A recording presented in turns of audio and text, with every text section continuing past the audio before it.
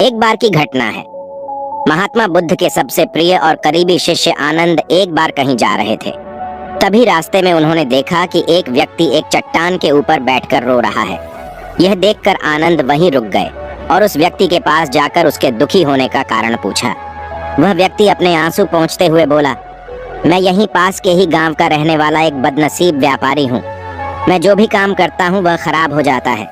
व्यापार के चक्कर में मैंने अपनी माँ और पत्नी के गहने गवा दिए, अपने परिवार को खो दिया और यहाँ तक कि अब तो मेरा घर और खेत भी गिरवी रखा है। मुझे तो लगता है कि मेरी किस्मत ही खराब है। उस व्यक्ति की बात सुनकर आनंद बोले, तुमसे किसने कहा कि तुम्हारी किस्मत खराब है? जरा मैं भी तो जानूं कि तुम्हारी किस्मत में क्या खराबी है। व्यक्ति बोला, पहले मैं खेती करता था, लेकिन हर साल उसमें घाटा होता था।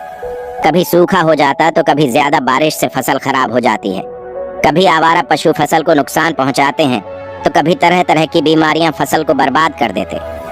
खेती से मेरे परिवार का गुजारा ठीक से नहीं चल पा रहा था, जिससे परेशान होकर मैंने खेती करना बंद कर दिया और व्यापार करने का निश्चय किया। मैंने पत्नी के गहने बेचकर अपना व्यापार शुरू किया, लेकिन मेरा व्यापार नहीं चला। शुरू में तो मेरे परिवार वालों ने मेरी आर्थिक मदद की, मेरा साथ दिया, लेकिन जैसे जैसे मुझे नुकसान होने लगा, मेरे परिवार वालों ने भी मेरा साथ त्याग दिया और मुझसे दूर हो गए। अब तो वो मुझे देखकर अपनी नजरें फेर लेते हैं और मुझे ही अपने परिवार की गरीबी और दुर्दशा का जिम्मेदार ठहराते हैं। अब तो मुझे अपना जीवन ही व्यर्थ लगने लगा है। अक्सर मेरे मन में ख्याल आता है कि अपना जीवन ही खत्म कर लूं, और मैं आज यहाँ आत्महत्या करने ही आया था, लेकिन हिम्मत नहीं जुटा पाया, इसीलिए इस पत्थर पर बैठकर रो रहा था। दूसरी तरफ मेरा एक मित्र है। हम दोनों ने एक ही साथ व्यापार शुरू किया था, लेकिन वो आगे निकल गया और मैं पीछे रह गया। मेरी इस असफलता की वजह से वो हर समय मुझे नीचा दिखाने का प्रयत्न करता रहता है और वह अक्सर मेरे घर आकर अपनी सफलता की बातें करता है। मेरे घर वालों को बताता है कि कैसे उसने इतनी मेहनत करके इतना अच्छा व्यापार बना लिया है, और वो अक्सर अपने फलते फूलते व्यापार के किस्से मुझे, मेरी पत्नी और मेरे माँ बाप को सुनाता रहता है, जिसे सुनकर मेरे घर वाले उसकी तो प्रशंसा करते हैं, लेकिन मेरी बुराई करते हैं। मुझे नकारा और कम दिमाग का कहते हैं। मेरी पत्नी और माँ मुझे बात बात पर ताने मारती है, जिससे मुझे बहुत दुख पहुँचता है और कई बार खुद की नाकामयाबी पर क्रोध भी आता है, लेकिन मुझे समझ नहीं आ रहा कि मैं क्या करूं। ये सुन भिक्षु आनंद ने पूछा, तुम्हें किस बात का दुख होता है, अपने असफल होने का या फिर मित्र के सफल होने का?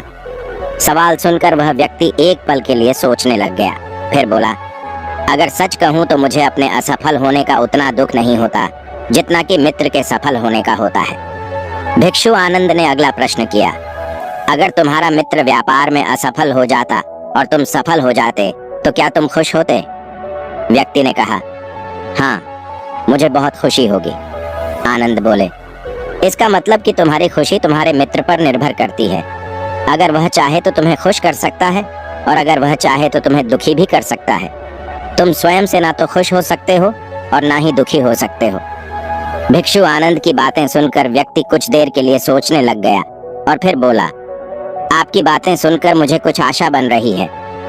तभी भिक्षु आनंद ने कहा, जब हम किसी से आशा बांध लेते हैं तो उस पर निर्भर हो जाते हैं, फिर हमारी खुशी और दुख भी उसी पर निर्भर करने लगते हैं। इसीलिए सबसे बेहतर है कि तुम स्वयं से आशा बंद हो।